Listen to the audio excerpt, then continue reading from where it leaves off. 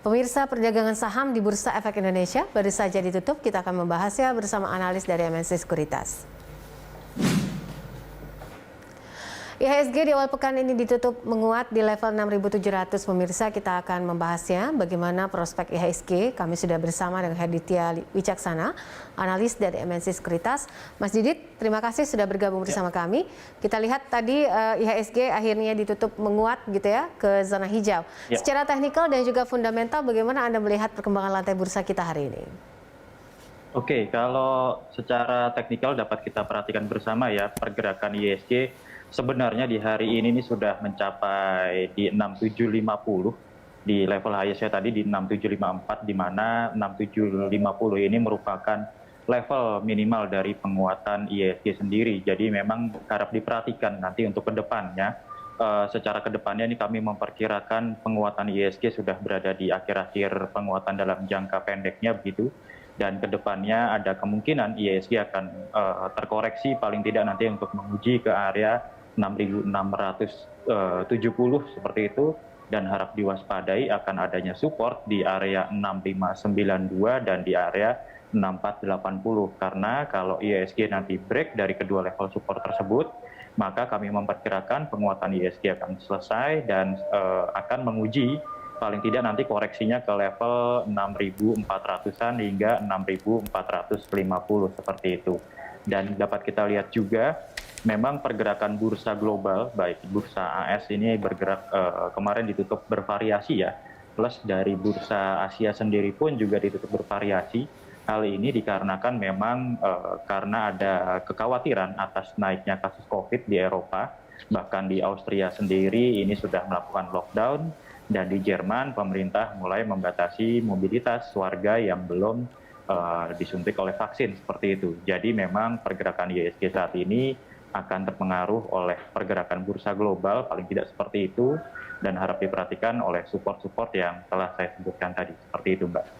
Baik, kalau kita bisa berandai-andai untuk esok atau paling tidak untuk pekan ini begitu ya, agar IHSG bisa tetap tumbuh positif, apa saja kira-kira katalis positif yang memang sangat dibutuhkan oleh lantai bursa kita? Oke, sebenarnya memang katalis positif sudah rilis data ekonomi kemarin sudah menjadi katalis positif, di mana memang neraca perdagangan Indonesia pada kuartal 3 di 2021 surplus 10,7 miliar US dollar, di mana memang ini menjadi sebuah sentimen yang cukup baik. Namun demikian harap diperhatikan tentang naiknya kasus COVID memang belum begitu tinggi di Indonesia, namun tetap perlu diwaspadai untuk kasus COVID ini. Apabila memang tidak ada lonjakan yang cukup signifikan kasus COVID-nya di Indonesia, maka kami melihat kecenderungannya IHSG ini akan menguji kembali di 6.750 sampai di levelnya di 6.800. Namun demikian, IHSG pun kami memiliki dua skenario, di mana ada skenario yang memang super bullish dan di mana IHSG akan menguji ke area 6.900 hingga ke area 7.000 seperti itu. Baik, Mas Didit, apa saja sektor-sektor yang mungkin bisa ditengok oleh investor paling tidak untuk pekan ini, Mas Didit?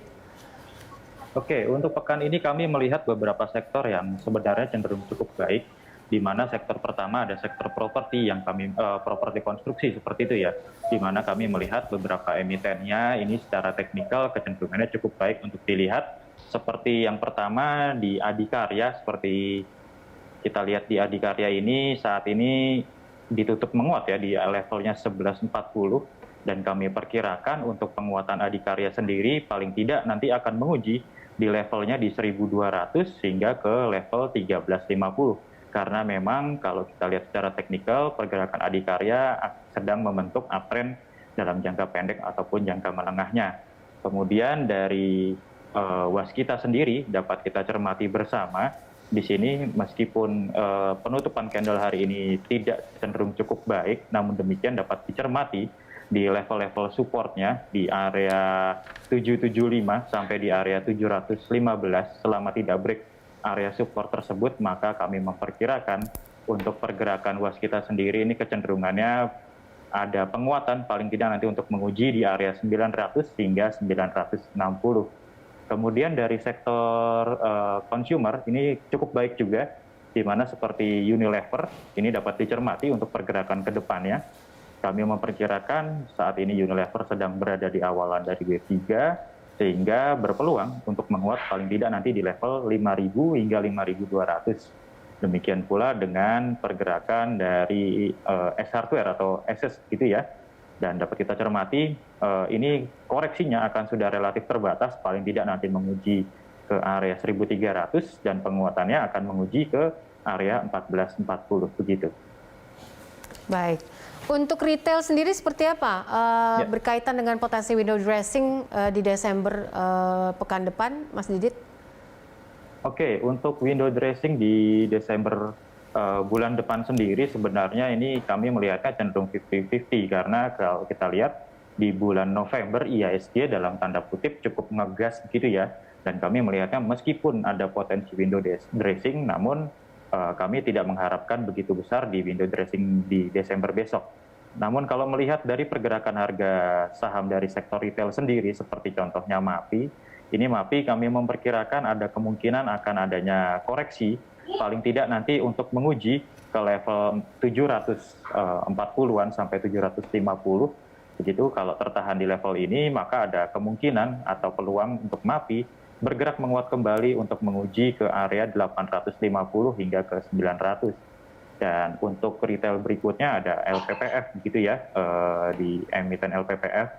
Saat ini LPPF ditutup di area 4450 dan kami melihat kecenderungannya ini masih agak rawan untuk terkoreksi terlebih dahulu dan para investor dapat memanfaatkan untuk buy on weakness paling tidak nanti di level 4160 sampai 4200 dengan target nanti di area 4600 sampai 4700 terlebih dahulu dalam jangka pendeknya. Namun demikian kalau kita lihat di Desember ini biasanya ada window dressing ataupun ada konsumsi dari masyarakat sendiri. Apabila kita lihat kemarin konsumsi indeks keyakinan konsumer pun juga cukup baik begitu ya. Kami mengharapkan di bulan Desember pun ini akan melanjutkan adanya lanjutan katalis positif dari sektor konsumsi begitu. Baik. Ini tadi kita sama-sama melihat gitu ya dalam acara Economic Outlook 2022 gitu bahwa ada target pemerintah ini nanti akan menargetkan bahwa kuartal 4 kita bisa tumbuh di 5 sampai 5,5%. Nah, sementara ada wacana juga soal PPKM level 3. Bagaimana analisa Anda terkait hal ini dengan ekspektasi pasar? Oke. Untuk level PPKM level 3 sendiri ini sebenarnya untuk mengantisipasi adanya lonjakan kasus COVID di akhir tahun ya, mengingat memang kecenderungannya di akhir tahun untuk masyarakat untuk berlibur seperti itu, namun demikian ini akan diantisipasi dan dibatasi oleh pemerintah sehingga kami melihat memang ini antisipasi yang cukup baik untuk menjaga roda ekonomi kita juga dan katalis positif dari Indonesia sendiri agar tidak ada lonjakan dari kasus COVID sendiri. Kalau melihat untuk pertumbuhan ekonomi paling tidak 5%-an, kami juga melihat paling tidak pertumbuhan ekonomi di full year atau di tahun ini juga cenderung cukup baik gitu ya. 4-5% kami perkirakan dapat tercapai seperti itu. Baik, oke. Untuk saham-saham big cap, apa yang bisa direkomendasikan untuk pekan ini, Mas Didit, dan juga mungkin di second linernya seperti apa? Oke, kalau untuk saham big cap kami melihat dari sektor perbankan ini kecenderungannya cukup baik.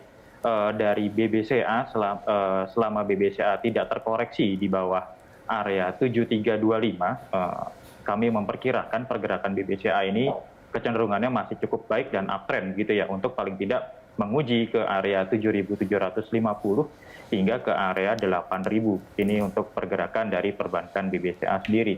Dan dari sektor telekomunikasi seperti TLKM ini juga kecenderungannya masih cukup baik meskipun hari ini terkoreksi 2,6%-an ya di levelnya 3.800. Namun demikian tetap bisa dijaga untuk level support di area 3590. Selama tidak break di area 3590, maka kami memperkirakan pergerakan Telkom cukup baik untuk menguji di area 4.000 hingga ke area 4.200. Untuk second liner sendiri, kami melihat adanya kecenderungan seperti hari ini yang cukup menguat cukup signifikan ya, seperti BRMS.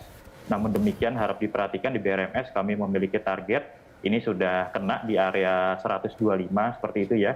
Dan apabila mampu break dari atas 125, 126, maka kami memperkirakan untuk BRMS ini bisa jalan ke areanya 130 sampai 132. Dan juga ada dari sektor batubara seperti DOIT, ini juga cukup menarik. Namun demikian ini dapat menjadi spekulasi buy gitu ya, speculation buy.